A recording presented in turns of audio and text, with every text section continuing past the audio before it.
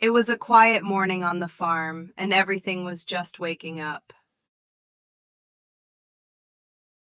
And just like that, the curious cat and the brave chicken stepped into the wild meadow together.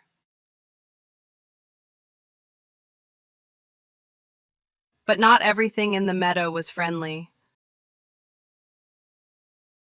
From the shadows, a pair of eyes glinted in the grass. The fox lunged, fast and fierce, but Miso was faster.